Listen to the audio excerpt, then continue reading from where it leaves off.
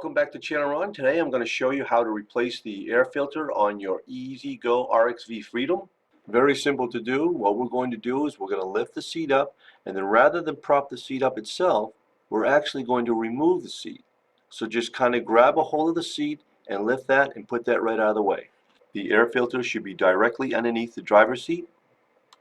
Locate the two tabs, one on the top and then one on the bottom. Once you remove those, pay attention to the symbols of the arrows pointing up, and that's going to tell you to make sure that you have it in the right location.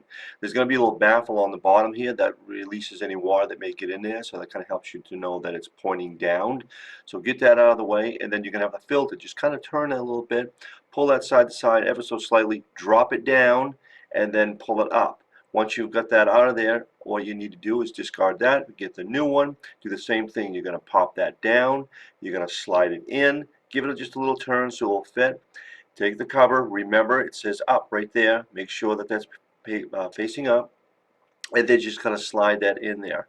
The two tabs are going to basically go in the same location. It'll only kind of fit in one way if you really see the little notch, but the bottom one is a little tricky. Just kind of work it in there. It will go. It just gives you a little bit of a challenge to get that in there. But once it snaps in, it'll go in there no problem. The top one is much easier because you can see it. And then you're set to go. And once that's all set, all you need to do is put the seat back in and you're ready to go. Just reverse the process. You're going to set the seat back down, making sure that you align the tabs on both sides. Once you've done that, set the seat back down and you're all set to go. And that's how easy it is to change an air filter on an EZGO golf cart. Thanks an awful lot for watching, and we'll see you next time.